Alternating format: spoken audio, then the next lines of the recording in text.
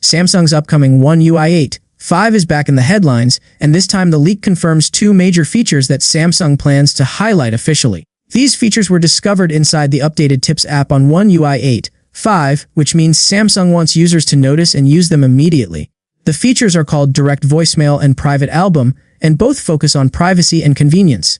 One takes inspiration from Apple, while the other improves a hidden feature that already exists but hasn't been very user-friendly until now. The first new feature, Direct Voicemail, completely changes how incoming calls are handled when the user is unavailable. Instead of missed calls piling up, callers will finally be able to leave a voicemail during the call attempt, just like on iOS. Samsung appears to have built the feature in a way that works, even when the caller is using an Android device. This suggests cross-platform compatibility, which could help people avoid unnecessary calls, voice notes, or follow-ups. With direct voicemail activated, incoming callers will be guided to leave a message. The switch to voicemail can happen automatically after a chosen amount of time or manually during an active call. This is ideal for people who often receive calls during meetings, driving, or workout sessions. Instead of replying with a text like, "Can't talk right now," they can let the caller record a voicemail instantly. Another improvement is transcription. Once the caller leaves a message, the system will deliver it in text format. The description inside the beta build states that users will be able to view the caller's words live on screen. This can be useful for catching important information quickly without playing audio, especially when privacy or silence is required. Samsung seems to be taking a practical approach here, offering something familiar to iPhone users but integrating it into Android's more flexible environment.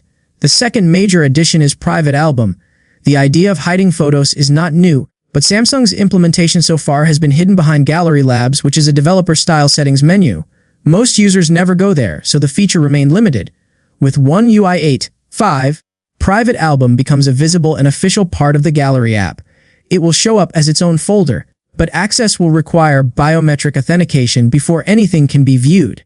This gives users a secure space for storing personal images and videos without relying on third-party apps. Samsung appears to be targeting everyday privacy rather than advanced encryption.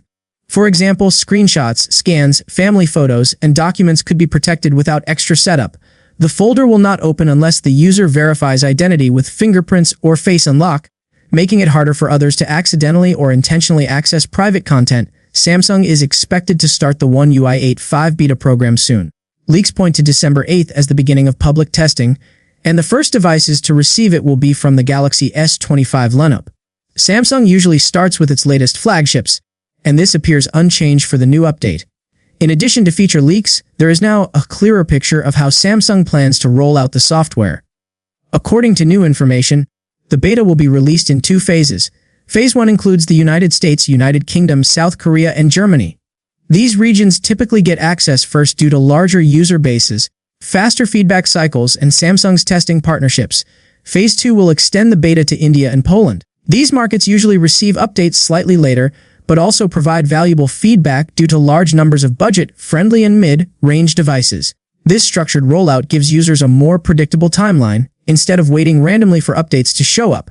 As usual, the beta program will begin with the Galaxy S25 series. Users in eligible regions could see the update very soon if Samsung sticks to its usual testing pace. However, the availability of the update remains a point of confusion for many users outside the supported list. A user recently asked if there was any chance for the Galaxy S24 Ultra in the Middle East to receive the beta by using a VPN. The answer was straightforward: the chances are extremely low. Samsung's beta program is region-locked at the device level, not just network level, so using a VPN does not bypass restrictions. The same applies to Samsung's A series. Many users are hoping for beta access, but current information suggests that it is highly unlikely. Samsung rarely includes mid-range devices in early beta programs, especially when a major UI update is launching alongside a new flagship. Another interesting detail is the status of the Galaxy S25 Edge. According to the latest information, this device might not be included in the One UI 8 5 beta program at all.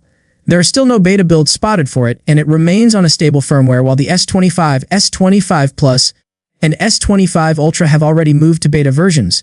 This suggests Samsung may skip beta testing for the Edge and push it directly to a stable update later. Users of this model may need to wait longer than expected.